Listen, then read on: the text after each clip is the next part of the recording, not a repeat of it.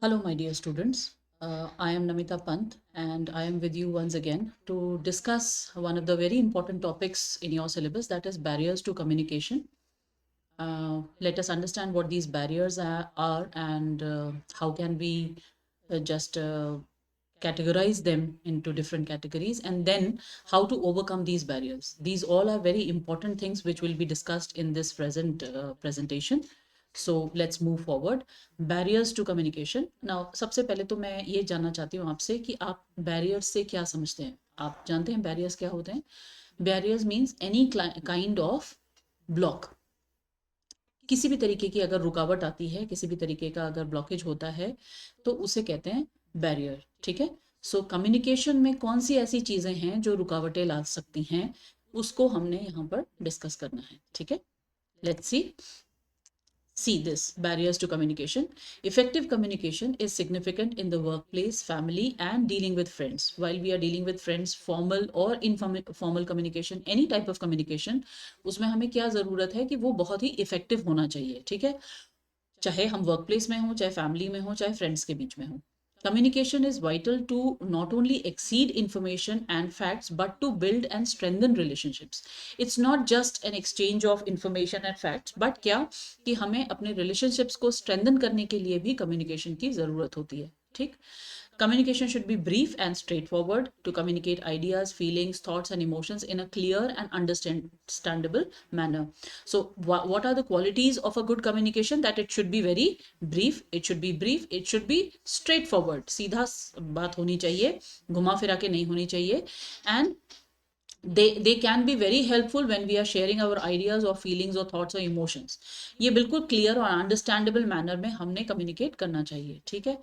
Barriers to successful communication can ruthlessly impact and even harm relationships. You know that if the communication is not proper, it can have a very negative impact. Negative असर हो सकता है किस पर? Our relationships, be it workplace relationships or our personal relationships. कुछ भी हो, अगर communication proper नहीं होगा तो वो नुकसान करेगा। ठीक है। So below we have mention what effective communication barriers are and how to overcome them. तो इसलिए आगे देखते हैं कि कौन से बैरियर्स हैं और उनको हम कैसे ओवरकम कर सकते हैं, कैसे खत्म कर सकते हैं। ठीक है। See, what are communication barriers? Communication barriers are something that prevent us from correctly getting and accepting the messages others use to communicate their information, thoughts and ideas. क्या है वो बैरियर्स? क्या होते हैं वो? हमें सही सही इंफॉर्मेशन को लेने से रोकते हैं। कुछ ऐसी प्रॉब्लम्स आ जाती हैं कि हमें मैसेजेस जो हैं सही तरीके से मिल नहीं पाते, चाहे कोई इंफॉर्मेशन हमें दी गई हो या थॉट्स हो या आइडियाज हो, जो भी हो, they prevent us, they stop us from getting the correct message. Okay. Some of the examples of communication barriers are information overload. देखो कुछ छोटे छोटे एग्जांपल्स यहाँ पे दिए हुए हैं। अगर बहुत ज्यादा इंफॉर्मेशन इकट्ठी दे दी जाएगी, इंफॉर्मेशन ओवरलोड हो जाएगा, then also it will act as a communication barrier. Choosy perceptions. There are certain ideas in which we have a certain belief. हमें एक पर्टिकुलर बिलीफ होता है उसके बारे में, सो हम क्या करते हैं, उसी आइडिया को प्रोपोगेट करते हैं, उसी आइडिया को आगे बढ़ाते हैं। तो जब हम चूजी हो जाते हैं अपने आइडियाज में, तब भी कम्युनिकेशन बैरियर होने के चांसेस है, because we are not seeing both the sides of the matter. ठीक है। वर्क प्लेस गॉसिप्स, जहां हम वर्क प्लेस, जो हमारा वर्क प्लेस है, वहां पे जो गॉसिप्स चलती हैं उसकी वजह से भी कम्युनिकेशन में कभी कभी प्रॉब्लम आ जाती है, करेक्ट इन्फॉर्मेशन नहीं मिल पाती है। Semantics means certain language problems. ठीक है। Gender differences, you know that gender differences male and female, इसमें कभी कभी कम्युनिकेशन में प्रॉब्लम आ जाती है। One person mean something and other understand something else. तो ये सारी छोटी छोटी कम्युनिकेशन प्रॉब्लम्स हैं जो कि बैरियर्स की तरह एक्ट करती हैं। ठीक है। आगे देखते हैं। अब वी कैन ब्रॉडली कैटेगराइज की कम्युनिकेशन बैरियर्स को हम दो सेट में कर लेते हैं, क्योंकि because there are always two set of people who are involve in communication process. One is the sender, sender is the one who sends the message, है ना? Sender is the one who sends the message and receiver is the one who receives the message. तो sender और receiver दो लोग, दो parties involve होती हैं communication में। तो हम यहाँ पर इसको दो तरीके से देख लेते हैं, एक सेंडर ओरिएंटेड देख लेते हैं और एक रिसीवर ओरिएंटेड देख लेते हैं। ठीक है। An activity as complex as communication is bound to suffer from setbacks if conditions contrary to the smooth functioning of the process emerge. अगर स्मूथ फंक्शनिंग में कहीं पर भी कुछ भी कंडीशंस ऑपोजिट आ जाती हैं, कॉन्ट्रारी मीन्स जो कि बिल्कुल ऑपोजिट हो, तो क्या होगा, कुछ ना कुछ सेटबैक हमें हमेशा हमेशा लगेगा, कुछ ना कुछ प्रॉब्लम्स हमेशा अराइज होंगी, ठीक है। They are referred to as barriers. These setbacks, ये जो सेटबैक्स हैं इसको क्या बोलते हैं, बैरियर बोलते हैं, because they create impediments to the progress of the interaction. जो इंटरेक्शन चल रहा है उसमें इम्पेडिमेंट करता है, उसमें रोकता है, रुकावट लाता है, ठीक है। Identification of these barriers is extremely important. क्यों आइडेंटिफिकेशन इंपॉर्टेंट है, क्योंकि जब तक हम आइडेंटिफाई नहीं करेंगे प्रॉब्लम को तब तक उसे हम सॉल्व भी नहीं कर पाएंगे। First we'll have to identify it and then only we'll be able to think of certain methods through which we can solve these or resolve these problems. Okay, let's see. According to the role observed by the two participants, let us categorize the barriers as sender oriented and receiver oriented. दो ही participants हैं इसमें, एक sender है message को भेजने वाला और एक receiver है मैसेज को रिसीव करने वाला। तो इन दो एस्पेक्ट से हम देख लेते हैं कि बैरियर्स क्या क्या हो सकते हैं, ठीक। सेंडर ओरिएंटेड कम्युनिकेशन बैरियर्स क्या क्या होते हैं, देखिए। Sender oriented barriers could be voluntary और involuntary. Voluntary means which are made deliberately, हो गए हो या फिर गलती से हो गए हो, ये दोनों ही तरीके के बैरियर्स हो सकते हैं sender oriented. At any cost effort should be made on the part of the sender to identify and remove them. उन्हें पहचानना और उन्हें रिजॉल्व करना, उन्हें हटाना, दोनों ही किसकी जिम्मेदारी है, सेंडर की जिम्मेदारी है, ठीक है। As the sender is the originator of communication, he should be extremely careful not to erect barriers. Now he is the, who is he? He is the originator of the communication because he is sending the message. Originator क्यों है, क्योंकि message sending का काम कौन कर रहा है, sender कर रहा है, ठीक है। तो he is sending the message, so he is the originator of this communication, so he should always be very careful not to erect any barriers on the path of smooth communication. If his interaction gives rise to or indicates that there are barriers, the communication comes to a grinding halt. अगर उसकी तरफ से कुछ ऐसी problems आ जाती हैं तो हमेशा कम्युनिकेशन क्या होगा, रुक जाएगा। स्टॉप मीन्स, हॉल्ट मीन्स होता है स्टॉप, ठीक है, अचानक से रुक जाएगा वो, ठीक है। Some of the barriers that are sender oriented are as follows. अब देखो आगे सेंडर ओरिएंटेड बैरियर्स क्या क्या हो सकते हैं, ठीक।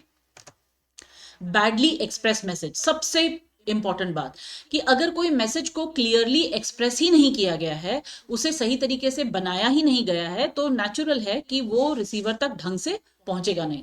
Not being well versed in the topic, जिस टॉपिक के बारे में डिस्कशन हो रहा है उसके बारे में अगर he doesn't have any proper knowledge, तो क्या होगा, नेचुरली उसमें प्रॉब्लम्स क्रिएट होंगी। The sender may not be able to structure his ideas accurately and efficiently because he doesn't have knowledge, so he won't be able to structure the ideas that he wants to communicate to the receiver. What he wishes to say and what he finally imparts may not be the same. जो वो कहना चाहता है और जो वो कह रहा है उन दोनों में क्या होगा, बहुत ज्यादा डिफरेंस हो जाएगा। सो कंफ्यूजन हो जाएगा रिसीवर के दिमाग में। The receiver should not feel that the interaction is a waste of time. If the message is not properly express then it will be a waste of time. The receiver will definitely think that it is a waste of time listening to the sender. The moment this feeling crops up, the listener switches off, and switches off means doesn't switch off physically. Switches off means सुनना बंद कर देता है, ध्यान देना बंद कर देता है, and thus ceases the process of effective communication. और इस तरीके से क्या होता है, जो effective communication है वो stop हो जाती है, cease हो जाती है, ठीक है। आगे देखते हैं प्रॉब्लम इन ट्रांसमिशन। अब ये क्या है, ये इनवॉलंटरी भी हो सकता है, ये मतलब नेचुरली भी हो सकता है। कभी ऐसी कंडीशन में हम हो जहां पर कि ट्रांसमिशन में थोड़ी सी दिक्कत आ रही हो, मान लो जैसे अभी मैं ही आपको ये मैसेज दे रही हूँ या कम्युनिकेशन बैरियर्स के बारे में बता रही हूँ और अभी यहाँ पे नेट की प्रॉब्लम हो जाए तो अपने आप ही ये प्रॉब्लम अराइज हो जाएगी, ट्रांसमिशन में दिक्कत हो जाएगी, या आसपास बहुत ज्यादा शोर हो रहा हो, ठीक है। देखो क्या है, this is a very minor issue but one that gains in magnitude when it leads to an inability in transmitting the actual message. वैसे तो माइनर इश्यू है, छोटा इश्यू है, लेकिन प्रॉब्लम ये तब बढ़ जाती है जब एक्चुअल मैसेज ट्रांसमिट नहीं हो पाता है। Once again if the choice of the channel और मीडियम इज नॉट राइट, अगर हमने चैनल या मीडियम को ढंग से चुना नहीं है, हम कैसे अपने मैसेज को कन्वे करना चाहते हैं, वो पाथ, वो रास्ता हमने ढंग से ढूंढा नहीं है, तो दिक्कत होनी ही है। The impact of the message is lost. This is mostly a physical noise. ज्यादातर ये कब होता है, जब नॉइज हो आसपास, आप ऐसी जगह पे बैठे हो जहां पे बहुत शोरगुल हो रहा है, जैसे अभी देखो फॉर एग्जांपल मैं आपको अभी बता देती हूँ, मैं अभी ये रिकॉर्ड कर रही हूँ, आपके लिए प्रेजेंटेशन रिकॉर्ड कर रही हूँ, तो अगर मैं किसी ऐसी जगह पे बैठ जाऊं जहां पे बहुत हल्ला गुल्ला हो रहा होगा, तो नेचुरली क्या होगा, वो साउंड्स भी यहाँ पर आएंगी और जो मैं बताना चाह रही हूँ वो आप लोग क्लियरली समझ नहीं पाओगे. So I make sure, it is my duty to make sure that I am not sitting in a place where there is a lot of noise. ठीक है, where there is a lot of disturbance. तो मैं quite जगह पे आके बैठूंगी, तभी ये transmission clear हो पाएगा. ठीक है. However the responsibility lies with the sender. Of course मैं सेंडर हूं अभी, तो मेरी ये रिस्पॉन्सिबिलिटी है कि मैं खुद ही ऐसी जगह चूज करूं जहां पर कि बहुत ज्यादा नॉइज ना हो, कम से कम डिस्ट्रैक्शन हो. As he should ensure that all channels are free of noise before commencing communication. Before starting communication, he the sender should ensure that there are no such disturbances where he is sitting. ठीक है. आगे देखिए, semantic problems. High and big sounding words. वैसे तो देखो जब हम बड़े बड़े वर्ड्स बोलते हैं, बड़े बड़े लैंग्वेज का थोड़ा सा कॉम्प्लेक्स स्ट्रक्चर बना करके बोलते हैं, तो इंप्रेसिव तो लगता है. Words look and sound impressive, दिखते भी इंप्रेसिव हैं और सुनने में भी बड़े इंप्रेसिव लगते हैं. But if the receiver is not able to comprehend the impact of these words, और इफ दे साउंड ग्रीक और Latin to him, the entire exercise proves futile. लेकिन अगर रिसीवर को वो समझ ही नहीं आ रहे हैं, he is not able to understand, comprehend means he is not able to understand the meaning of these words, then what happens, उसके लिए तो वो ग्रीक और लैटिन हो जाएगा, उसके लिए तो ऐसी चीज, ऐसी भाषा हो जाएगी जो उसके पल्ले ही नहीं पड़ रही. So now the entire exercise will be a waste. Futile means it will be a waste. ठीक है, क्योंकि जो सेंडर कहना चाहता है वो उसकी समझ ही नहीं आ रहा है.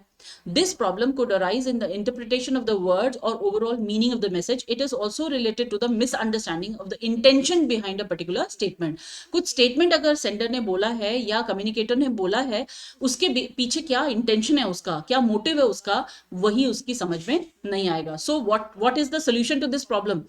That we should use language very easy language, very easy words should be used when we want to communicate something very important. बड़े बड़े words, complex words, complex sentences हमने ऐसे यूज नहीं करने चाहिए. ठीक है. ओवर एंड अंडर कम्युनिकेशन, ये दोनों ही दिक्कतें हैं. कभी कभी ओवर कम्युनिकेट हो जाता है, कभी कभी अंडर कम्युनिकेट होता है. क्या है ये दोनों? The quantum of communication should be just right. मतलब उसका मैग्नीट्यूड जो है, उसका जो साइज है वो कैसा होना चाहिए, बिल्कुल सही सही होना चाहिए.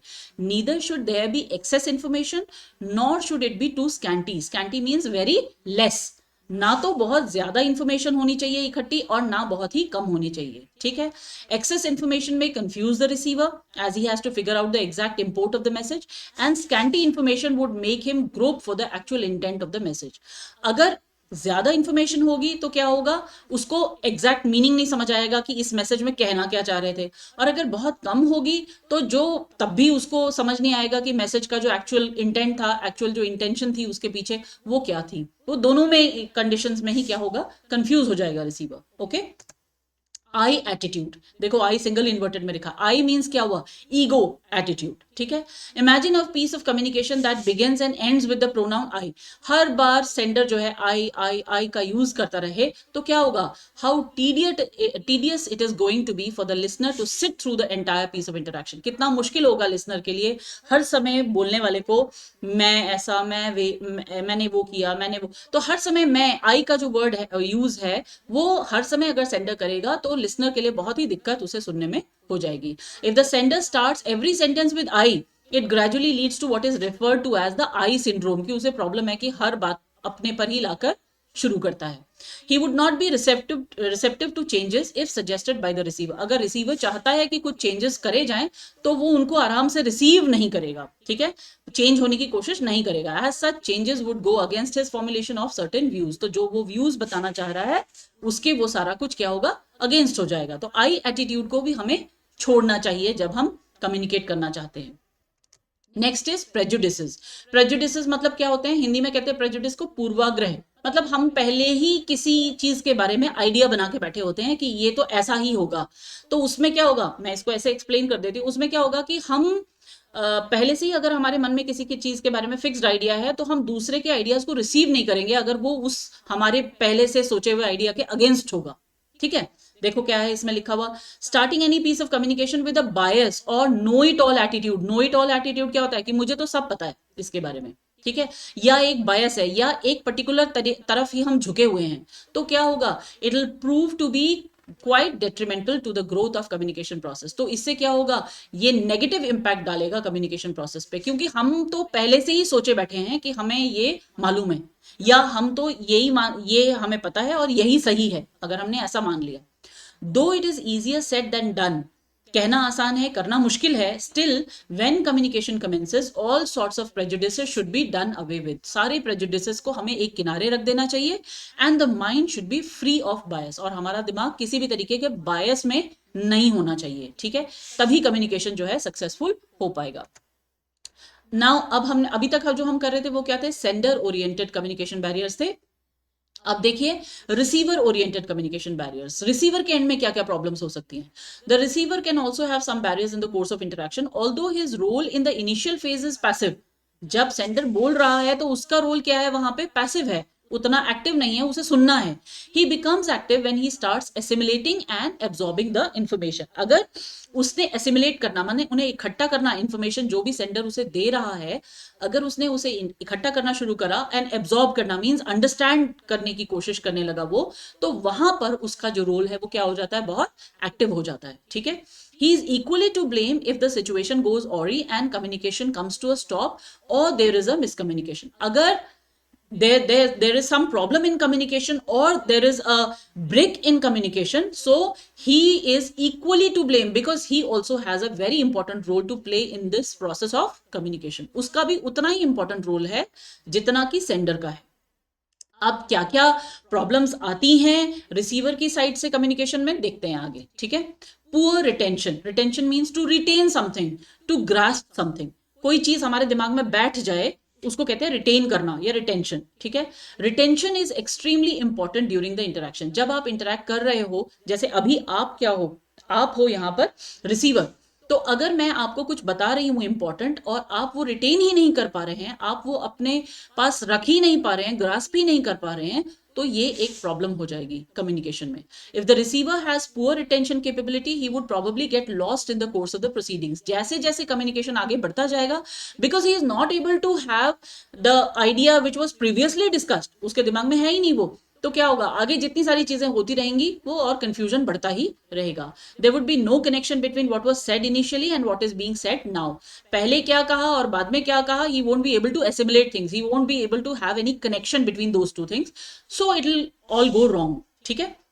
आगे देखो, inattentive listening the mind has its way of functioning, it is very difficult to exercise control over one's mind. बड़ा मुश्किल है दिमाग पर काबू रखना, है ना। Listening is more of an exercise in controlling the mind and exercising it to assimilate messages. Listening क्या है, एक ऐसी प्रोसेस है जहां पे हमें अपने दिमाग को कंट्रोल करना पड़ता है। कैसे, हमें कॉन्सेंट्रेट करना पड़ता है, हम सुन ही नहीं रहे केवल, it is not just a physical process, it is a psychological process, like we have to pay full attention to what is being said. अगर जो कहा जा रहा है उस पर हम ध्यान नहीं देंगे, है ना, और एसिमुलेट करने की कोशिश नहीं करेंगे, मैसेजेस को इकट्ठा करने की कोशिश नहीं करेंगे, सो it will not be listening, it will just be hearing. वो क्या रह जाएगा वहां पे, सिर्फ कि एक फिजिकल प्रोसेस हो रही है, नॉइज आ रही है कान में तो वो पड़ रही है कान में, आपका दिमाग वहां पे काम नहीं कर रहा है, ठीक है। The errors in listening arise primarily because the receiver is either not interested in what is being said. एक क्या रीजन हो सकता है इनअटेंटिव लिसनिंग होने का, कि एक तो या तो उसे इंटरेस्ट ही नहीं है क्या कहा जा रहा है, उसमें उसका कोई इंटरेस्ट नहीं है, वो सोचता है कि ये बेकार की बात है, और हैज अदर थिंग्स टू, या फिर उस कोई और ऐसी चीजें हैं जिस पर उसका ध्यान जा रहा है। The art of listening is an exercise in concentration, जैसे मैं अभी आपको बता रही थी कि आपके कॉन्सेंट्रेशन का ही एक्सरसाइज है लिसनिंग, आपको ध्यान भी देना है वहां पे, आपको अपना पूरा अटेंशन वहां पर देना है, तभी वो लिसनिंग कहलाएगा, ठीक है। टेंडेंसी टू इवेल्युएट, अब ये क्या होता है, इवेल्युएट करना क्या होता है, आप सुनते जा रहे हैं और आप सामने वाले को जज करते जा रहे हैं, इवेल्युएट करते जा रहे हैं, अच्छा ये ऐसे बोल रहा है तो इसका मतलब ये हुआ, तो मतलब आप जो है कंक्लूजन्स पर पहले ही पहुंच रहे हैं, तो इसको कहते हैं इवेल्युएट करना, ठीक है। Being judgemental and evaluative are both the starting points for miscommunication. जहां से हम जजमेंटल होना शुरू हुए, यानी कि जहां से हमने ये अंदाजा लगाना शुरू करा सामने वाला इसलिए ये कह रहा है, ठीक है, वहां पर मिसकम्युनिकेशन की स्टार्टिंग हो जाती है। Remember, one mind can not perform two activities at the same time, ठीक है, हमारा दिमाग एक साथ दो काम नहीं कर सकता। If it is evaluating, listening can not take place. अगर इवेल्युएशन चल रहा है, हम साथ साथ में अंदाजा लगाते जा रहे हैं, तो हम यानी कि सुन नहीं रहे हैं, क्योंकि दिमाग फिर सोचने लग गया, ठीक है। Evaluation should always be a sequel to the listening process. Sequel मतलब उसके बाद आना चाहिए, ठीक है, क्या होना चाहिए, पहले लिसनिंग होनी चाहिए, उसके बाद उसका इवैल्यूएशन करना चाहिए। It can not be done simultaneously by listening, listening के साथ साथ उसे नहीं किया जा सकता। साइमल्टेनियसली मीन टुगेदर, एक साथ नहीं कर सकते हम उसे। The minute sender opens his mouth, if the listener starts mentally pronouncing judgments concerning his style or content, he has missed out on a major part of what has been said. जैसे ही sender ने अपना मुंह खोला और listener ने उसको सुन करके judgement सोचना शुरू कर दिया, उसके बारे में सोचना शुरू कर दिया, अच्छा ये इसलिए ऐसा कह रहा है, रीजन लगाना शुरू कर दिया, तो वहां पर क्या होगा, एक बहुत बड़ा पोर्शन जो है मिस आउट हो जाएगा। ठीक है, interests and attitudes.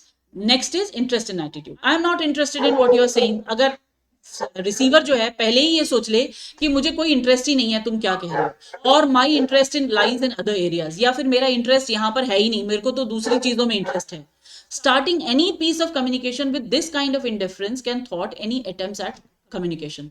अगर ऐसा कम्युनिकेशन स्टार्ट होगा इस तरीके से, तो हमेशा कम्युनिकेशन रुकेगा ही रुकेगा, it will cease to exist, रहेगा ही नहीं कम्युनिकेशन। फिर fix notions of this kind should be dispense with, ऐसे फिक्स नोशंस हमें हटा देने चाहिए। ठीक है, सॉल्व कर लेने चाहिए पहले ही।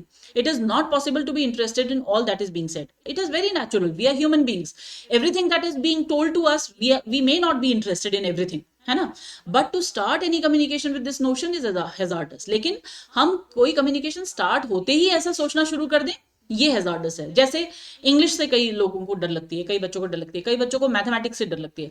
अब जहां से इंग्लिश बोलना किसी ने स्टार्ट किया, या इंग्लिश से रिलेटेड कुछ भी, जैसे अभी मैं ही बता रही हूँ आपको, कम्युनिकेशन बता रही हूँ, और आप सोचने लगो कि नहीं भाई ये तो अपने बस की बात ही नहीं है, या ऐसा सोच लो, या बोलो कि नहीं मुझे ये समझना ही नहीं है, मैं तो इसके बिना ही कर लूंगा या कर लूंगी। So what happens here is, ये आपके लिए बड़ा डेंजरस होगा, इसलिए कि आपने उसे कोशिश ही नहीं करी। फर्स्ट वी शुड ट्राई, है ना, उसके बाद डिसाइड होता है कि हमें इंटरेस्ट है या नहीं है, that is a secondary thing. The primary thing is that we should always first give it a try. Okay, let's move forward now. Conflicting information, the conflict between the existing information and fresh one results in the elimination of the latter unless and until the receiver is cautious and verifies with the sender the reliability and validity of the message. अगर हमारी existing है, जैसे मैं receiver हूं मान लो अभी, तो मेरे पास भी कोई पहले से ही उस चीज के बारे में जो सेंडर बता रहा है उसके बारे में मेरे पास भी कोई पहले से ही इंफॉर्मेशन है, एक वो इंफॉर्मेशन हो गई और एक जो मुझे सेंडर ने अभी दी इंफॉर्मेशन, इन दोनों में अगर कोई कॉन्फ्लिक्ट है, अगर इन दोनों में डिफरेंस है, तो क्या होता है उससे कि मैं ये सोचना शुरू कर देती हूं कि जो मेरी इंफॉर्मेशन है वो ज्यादा सही है, ठीक है, और जो सेंडर बता रहा है वो गलत है। अगर मैंने ये सोचना शुरू कर दिया तो हमेशा क्या होगा, कम्युनिकेशन में प्रॉब्लम आ जाएगी, क्योंकि मैंने ये मान लिया कि ये जो सामने बोल रहे हैं ये गलत है और जो मुझे पहले से पता है वो ज्यादा सही है। ठीक है, तो रिसीवर को बहुत कॉशियस रहना चाहिए और सेंडर को भी इस मामले में कॉशियस रहना चाहिए कि उसे पहले अपनी इंफॉर्मेशन की रिलायबिलिटी और वैलिडिटी को चेक कर लेना चाहिए, क्या वो करेक्ट है, क्या वो रिलायबल है, ऐसा सेंडर को भी चेक करना चाहिए और रिसीवर को भी उसे वेरीफाई कर लेना चाहिए। ठीक है, the sender should convince the receiver that whatever is now being said is correct and relevant to further proceedings. Now it is the duty of the sender to make the receiver believe that whatever he is giving, whatever information he is giving is correct and relevant. आगे हम जो बताने वाले हैं, आगे हम जो discussion करने वाले हैं वो बिल्कुल करेक्ट है और वो रेलेवेंट है, ऐसा सेंडर को कन्विंस कराना पड़ेगा रिसीवर को। ठीक है, आगे देखिए, डिफरिंग स्टेटस एंड पोजिशन। अगर दोनों की पोजीशन और स्टेटस अलग अलग है, position in the organisational hierarchy is no criterion to determine the strength of ideas and issues.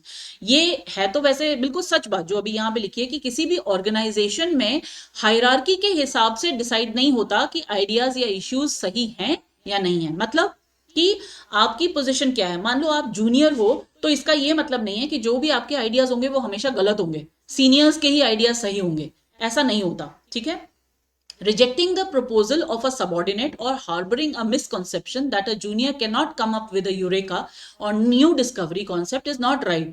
ऐसा मान लेना कि कोई सबॉर्डिनेट कभी भी कोई ओरिजिनल आइडिया या नया डिस्कवरी लेकर के नहीं आ सकता, ऐसा या आ सकता है, ये मान लेना गलत है। कोई भी व्यक्ति किसी भी ऑर्गेनाइजेशन में कभी भी कोई नया आइडिया या कोई ओरिजिनल आइडिया लेकर आ सकता है. तो the seniors should always accept the new ideas of the subordinates. Many companies have started encouraging youngsters to come up with ideas or solutions to a particular problem. अगर कोई youngsters हैं, नए हैं किसी ऑर्गेनाइजेशन में, आजकल अब कई सारी कंपनीज ऐसा करने लग गई हैं कि वो यंगस्टर्स को भी मौका देती हैं कि कोई पर्टिकुलर प्रॉब्लम अगर उनके ऑर्गेनाइजेशन में है तो उसका सोल्यूशन वो उनसे भी पूछती हैं, क्योंकि जितने ज्यादा दिमाग किसी सोल्यूशन के लिए लगेंगे उतना इजीली हमें सोल्यूशन मिल जाएगा. ठीक है. So this should not be done in practice. इसको ऐसा नहीं करना चाहिए. आपको स्टेटस और पोजीशन का ध्यान आइडियाज लेते समय नहीं रखना चाहिए. कोई भी व्यक्ति आपको अच्छे आइडियाज दे सकता है. ठीक है. आगे देखिए, रेजिस्टेंस टू चेंज. ये भी बहुत बड़ी प्रॉब्लम है कि हम चेंज होना ही नहीं चाहते. We don't want to change. Resistance मतलब आप रोकते हो रेजिस्टेंस को. ठीक है. Fixed ideas coupled with an unwillingness to change और discuss hampers listening and results in miscommunication. इसकी वजह से भी लिसनिंग हैम्पर होती है और मिसकम्युनिकेशन बढ़ता है, रुकती है लिसनिंग. ठीक है. पीपल विद डॉगमेटिक ओपिनियंस मतलब रूढ़ीवादी. डॉगमेटिक मतलब होते हैं रूढ़ीवादी. ठीक है. Old traditional ideas. Those who have dogmatic opinions and views prove to be very poor communicators. वो poor communicators क्यों होते हैं? क्योंकि वो change होना ही नहीं चाहते. जैसे उनके आइडियाज थे, जैसे उनके जमाने में चलता था, वो उन्हीं आइडियाज को अभी भी बिलीव करते हैं. And so they erect a maximum number of barriers. तो इसलिए वो क्या करते हैं? बहुत सारे बैरियर्स रास्ते में ला देते हैं. आगे देखिए, रेफ्यूटेशंस एंड कॉन्फ्लिक्ट्स. आप हमेशा नेगेटिव कर दो. कोई किसी ने कोई बात रखी, आपने बोला नहीं ये तो हो ही नहीं सकता. These are refutations. And arguments. Arguments actually there is a difference between argument and discussion. Discussion is very healthy. Okay, you want to put your point, I want to put my point. This is a discussion. But when you want to put your idea saying that only I am correct, सिर्फ मैं ही सही हूं, वहां पे उसे argument कहते हैं. It is negative. ठीक है. Trying to communicate with the sender on the premise that refutations and arguments can yield fruitful results would prove to be futile. If you think that refutations and arguments will result in good results, है ना, वो उनसे अच्छे results मिलेंगे, तो ये बिल्कुल बेकार का आइडिया है. कभी भी इनसे अच्छे रिजल्ट्स हमें नहीं मिलते. Because there is a sort of fight कि मैं ही सही हूं. इट इज नॉट दैट मैं ही सही हूं, इट इज कि मैं भी सही हो सकता हूं पर तुम भी सही हो सकते हो. ठीक है. ये डिस्कशन होता है. Communication is a process in which the sender and the healthy receiver are at the same level. Receiver और सेंडर दोनों एक ही लेवल पर होते हैं. In case some contradictions need to be resolve. अगर कोई कॉन्ट्रडिक्शंस हैं भी, अगर कोई ऑपोजिशन है भी, तो उसको रिजॉल्व करना होता है. कैसे? डिस्कशन से. Discussion is the right way to approach. Okay. See next, types of communication barrier. अभी हम देख रहे थे दो ओरिएंटेशन के हिसाब से, एक सेंडर ओरिएंटेड और एक रिसीवर ओरिएंटेड. अब देखते हैं कौन कौन से जनरली बैरियर्स होते हैं. साइकोलॉजिकल बैरियर्स, हमारे दिमाग में जो बैरियर्स होते हैं. जैसे अभी हमने समझ लिया मैं स्टेटस मेरा ज्यादा ऊंचा है, मैं पोजिशन में ज्यादा ऊपर हूं, मैं सीनियर हूं, है ना, या मैं सिर्फ अपने बारे में सोचती हूँ, या मेरे आइडियाज बहुत डॉगमेटिक हैं, मतलब पहले से ही मैंने आइडियाज बना के बैठी हूँ, प्रेजुडिसेस है मेरे दिमाग में. ये सारी क्या बैरियर्स है? ये सारे साइकोलॉजिकल बैरियर्स होते हैं. ठीक है. The psychological condition of the receiver will power how the message is received. कैसे मैसेज रिसीव होगा उसकी साइकोलॉजिकल कंडीशन पर डिपेंड करेगा. Stress management is a significant personal skill that affects our interpersonal relationship. अगर हम अपने स्ट्रेस को manage करके चलें, अगर हम अपने स्ट्रेस को कम करते हुए काम करें, चाहे वर्क प्लेस में हो चाहे पर्सनल रिलेशंस में हो, तो हमारे इंटरपर्सनल रिलेशनशिप्स काफी सुधर सकते हैं. For example, anger is a psychological barrier to communication. हमें गुस्सा आ गया तो समझ लो वहां पर कम्युनिकेशन में बैरियर होना ही होना है. क्या होगा? कई बारी गुस्से में ये होगा कि हम सुनना ही नहीं चाहेंगे सामने वाले को. ठीक है. कई बारी ये होगा कि सामने वाला कुछ भी बोलेगा हम उसको अपोज ही करेंगे, क्योंकि हम गुस्से में हैं तो हम बोलेंगे कि इसको तो अपोज ही करना है हमने. When we are angry it is simple to say things that we may afterwards regret. और ऐसा भी होता है जब हम गुस्से में होते हैं, we may utter some words which we regret afterwards कि हमने ऐसा क्यों कह दिया है. and also to misunderstand what. और साथ साथ क्या होता है, हमने जो बोला वो भी गलत बोल सकते हैं और जो हमने समझा वो भी हम गलत समझ सकते हैं. because our mental state is not okay at that time. ठीक है. गुस्से में हो या दुख में हो. अभी यहाँ पर तो एग्जाम्पल सिर्फ एंगर का दिया है. दुख में हो तब भी यही होगा, टेंशन में हो तब भी एंशियस होंगे, एंग्जाइटी होगी तब भी यही होगा. ठीक है. So they all will prove to be barriers in the path of effective communication. ठीक है. आगे देखो, फिजिकल कम्युनिकेशन बैरियर. एक के बारे में हमने जैसे पहले डिस्कस करा था, नॉइज एक तरीके का फिजिकल कम्युनिकेशन बैरियर है ना. Communication is usually easier over shorter distances as more communication channels are obtainable and less technology is obligatory. कि जैसे जैसे डिस्टेंसेस शॉर्टर हो, ठीक है, वहां पे चैनल्स जो होंगे वो हमको इजीली ऑब्टेन हो जाएंगे और टेक्नोलॉजी की यूज हमें उतना नहीं कर, लेकिन जैसे जैसे जैसे हम दूर होते जा रहे हैं तो क्या हो रहा है, टेक्नोलॉजी पर हम ज्यादा डिपेंडेंट हो रहे हैं कम्युनिकेशन के लिए. Although modern technology often serves to decrease the crash of physical barriers, the advantages and disadvantages of each communication channel should be unspoken, so a suitable channel can be used to overcome the physical barriers. अब technology की वजह से of course कई बारी बहुत सारी चीजें हम पॉसिबल हैं, जैसे अभी मैं 5 या 6 कॉलेजेस को इकट्ठा क्लास ले सकती हूँ सिर्फ इस वजह से कि टेक्नोलॉजी का हेल्प मेरे पास है ना. अगर ये हेल्प नहीं होता तो it would have been physically impossible for me to go to all the colleges personally and then deliver the lectures over there.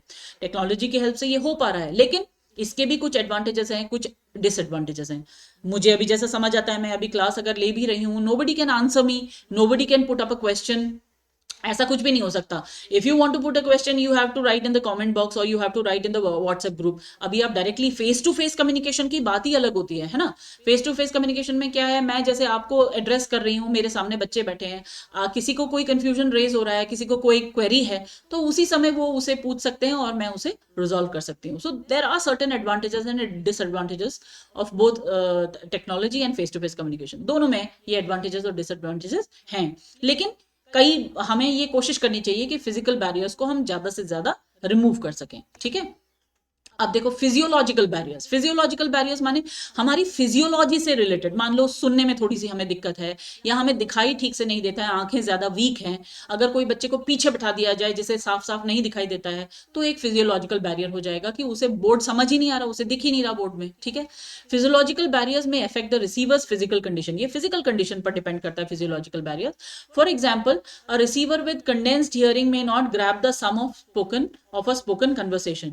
कि स्पोकन कन्वर्सेशन में क्या चला उसे समझ ही नहीं आया क्योंकि उसकी हियरिंग में प्रॉब्लम है, specially if there is significant surrounding noise. और अगर कमजोर है सुनना और साथ में नॉइज है तब तो बिल्कुल ही मुश्किल हो जाएगा उसके लिए इसे ओवरकम करना. सो फिजियोलॉजिकल बैरियर्स भी बैरियर्स होते हैं. ठीक है, लैंग्वेज बैरियर्स जिसको हमने सेमेंटिक बैरियर्स उधर बोला था. ठीक है, language and linguistic aptitude may act as a barrier to communication. अब जैसे यहाँ पर मैंने ये प्रेजेंटेशन तैयार करी है क्योंकि ये इंग्लिश की क्लास है, क्योंकि इंग्लिश एंड कम्युनिकेशन हम पढ़ रहे हैं, तो it is necessary for me to write the slides in English. मैं हिंदी में इन्हें नहीं लिख सकती, है ना, लेकिन मैं एक्सप्लेन करने की कोशिश कर रही हूँ आपको हिंदी में, लेकिन फिर भी आपको पढ़ना तो उसे इंग्लिश में ही पड़ेगा. So if language is a problem for you, specifically English language here is a problem for you, won't be able to grasp the ideas that I have put forward in this presentation. आप लोगों की समझ नहीं आएगा, लेकिन इसको धीरे धीरे किसने ओवरकम करना है. अगर आप क्लास में हैं, अगर आप पढ़ रहे हैं, अगर आप हायर एजुकेशन ले रहे हैं, so it is the duty of the student to try to understand the languages that are use there. है ना, जो भी लैंग्वेजेस वहां पे यूज होती है उनको पढ़ना समझना उसकी कोशिश करना वो स्टूडेंट की ड्यूटी है. However, even when communicating in a similar language, the terms used in a message may act as a barrier if it is not easy to understand by the receiver. अगर मान लो language आती भी है और कुछ ऐसे words use हो जा रहे हैं, ऐसे टर्म्स यूज हो जा रहे हैं जो उसकी समझ नहीं आ रहे हैं, तब भी क्या होगा, कम्युनिकेशन में प्रॉब्लम हो जाएगी. ठीक है, एटीट्यूडिनल बैरियर्स जिसको हमने पहले पढ़ा था, आई एटीट्यूड, है ना, कि एटीट्यूड है हमारा, परसेप्शंस हैं, आइडियाज हैं, that stop people from communicating well. Attitudinal barriers to communication may effect from poor management. Management की प्रॉब्लम है, पर्सनालिटी कॉन्फ्लिक्ट्स. आपके पर्सनालिटी कॉन्फ्लिक्ट्स है मतलब आप सीनियर जूनियर वाला एक आइडिया अपने पास लेकर चल रहे हो, ठीक है, या फिर जैसे मैं आपको बता रही थी कि चेंज नहीं होना चाहते, आप बिल्कुल डॉगमेटिक हो, पुरानी आइडियाज पर ही अटके हुए हो, और अ लैक ऑफ मोटिवेशन, या फिर आप मोटिवेटेड ही नहीं हो तो आप सीखना भी नहीं चाहते, you don't want to learn new things, है ना. Active receivers of the message should challenge to overcome their attitudinal barriers to assist effective communication.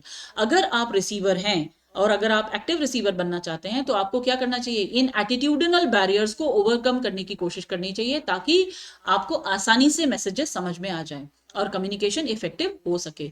जैसे अभी इतनी देर से मैं आप लोगों को प्रेजेंटेशन दे रही हूँ, मान लो आप इसे सुनना ही नहीं चाहते हैं तो फिर जबरदस्ती तो कोई किसी के दिमाग में घुसा नहीं सकता, है ना.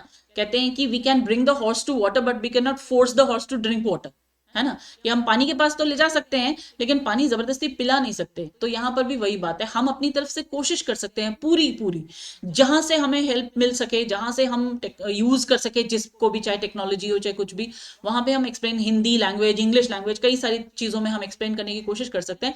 But it is the duty of the receiver to overcome these attitudinal barriers. उसको ये एटीट्यूडनल बैरियर्स हटाने पड़ेंगे कि नहीं, मुझे मुझे सीखना है ये चीज, this is new and I want to learn it, है ना। तो वो वहां पर फिर इफेक्टिव कम्युनिकेशन अपने आप ही पॉसिबल हो पाएगा। ठीक, आगे देखो, how to overcome communication barriers.